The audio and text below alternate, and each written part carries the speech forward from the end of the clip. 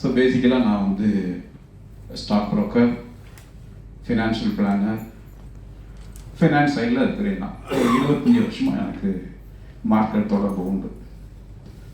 So அதனால் என்னோட எதிர்பார்ப்பு என்னவாக இருந்தது அப்படின்னா, நிறைய கேட்டகரி இருக்குது. அதில் ஃபைனான்ஸ் கேட்டகரியில் வந்து எங்கள் பசங்க வரணும் அப்படின்ட்டு எதிர்பார்ப்பு. ஆனால் என் பையன் வந்து டெக்னோக்ராட் ஐடியாவிலே இருந்தவன். விஐடியில் நல்லா படித்தான். 3rd இயர் பண்ணும்போது வந்து அவனுக்கு ஒரு பிளேஸ்மெண்ட் வந்து கவர்மெண்ட் ஸ்டார்ட் அப்பில் கிடச்சிது. 2 இயர்ஸ்க்கு வந்து கிடச்சிது, 2 months கிடச்சிது. அதில் என்ன ஸ்பெஷல் அப்படின்னா, ஐஐடியில் படித்து முடித்து வந்த பசங்க வந்து 3 பேர் வந்து அந்த ஸ்டார்ட் அப்பில் வேலை பார்த்தாங்க. அதனால் இவனுக்கு மனசில் என்ன எண்ணம் வந்துருச்சு அப்படின்னா, நமக்கு டெக்னோக்ராட் ஆகணும், அதனால் பிஇ முடிச்சுட்டு அடுத்து எம்இ போகணும், அதனால் கேட் எழுதணும், அதில் தான் இருந்தான். பட் நான் அப்போ சொன்னேன், நான் நல்ல ஐடியா தான், ஆனால் மார்க்கெட் எப்போவுமே மாறிக்கிட்டே இருக்குது.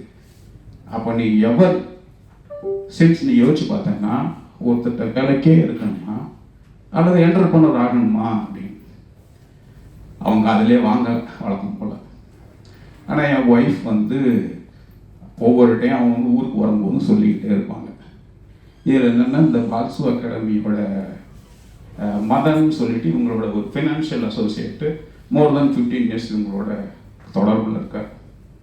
அவர் வந்து எங்களோட நல்ல நண்பர். நான் வந்து அந்த அசோசியேஷனில் நான் ப்ரெசிடெண்ட்டாக இருக்கேங்கனால எங்களுக்குள்ள நிறைய பேசிக்கிடுவோம் நாங்கள். அப்போ ஒரு நாள் மீட்டிங் வரும்போது என் ஒய்ஃப் வந்து மதன்கிட்ட சொல்கிறாங்க, சார் பையன் இப்படி சொல்கிறான், அதனால் நீங்கள் கொஞ்சம் பார்த்து பேசுங்க அப்படின்னு. ஓகே, ஒன்றும் ப்ராப்ளம் இல்லை, எனக்கு ஒரு நாள் கால் பண்ண சொல்லுங்கள் அப்படின்னு. அப்புறம் ஒரு நாள் எனக்கு கால் பண்ணான், பேசினார். ஸோ அவனுக்கு ஒரு ஃபஸ்ட்டு பேசிக் ஐடியா வந்தது. ஆனாலும் திருப்தி இல்லை. அதாவது ஐஏஎம் போகணும், இதை மாதிரி அடுத்த ஃபைனான்ஸில் போகணுங்கிற ஐடியாவே கிடையாது. அப்போ வந்து என் ஒய்ஃப் திருப்பி சொல்லிக்கிட்டே இருந்தாங்க, டே போய் பார்த்துட்டு வா, என்ன தான் ஆகுதுன்னு கேளு அப்படின்னு. அப்புறம் அவன் கடைசியில் சரி சொல்லிக்கிட்டு கடைசியில் செப்டம்பர் நினைக்கிறேன், ஆகஸ்ட் கடைசியில் இங்கே ஒரு நாள் லீவுக்கு வந்திருந்தான் 3 நாள். நான் சொல்லவே மாட்டேன், நீ போய் பண்ணுது.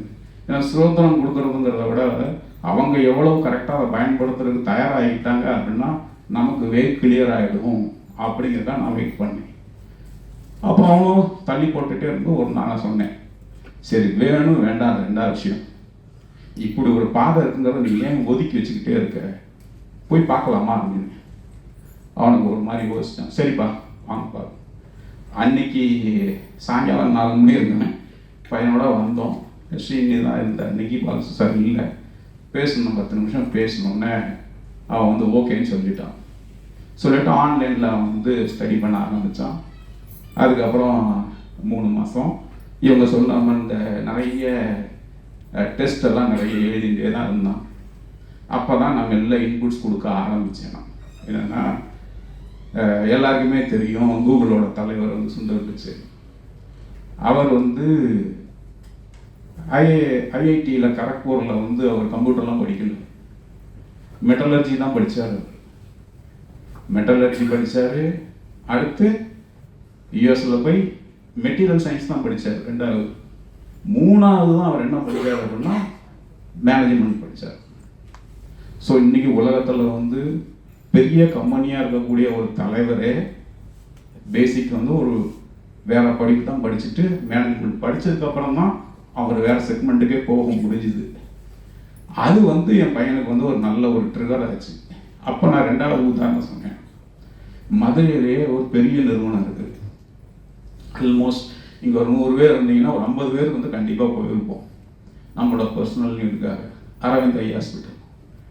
அரவிந்த் ஐ ஹாஸ்பிட்டல் வந்து அவர் டாக்டர், தோற்று வச்ச ஒரு டாக்டர், இன்னைக்கு நடத்திக்கிட்டு இருக்காங்க டாக்டர் கம் ஐஏஎம் ஸ்டூடெண்ட். அவங்க நேஷனல் ஸ்டாக் எக்ஸ்சேஞ்சோடைய சாஃப்ட்வேர் எழுதுனது வந்து டெக்னோக்ராட் கிடையாது, ஐஎம் படித்தவங்க தான் அதுதான். அவரும் இதே மாதிரியில் தான் இருக்காங்க.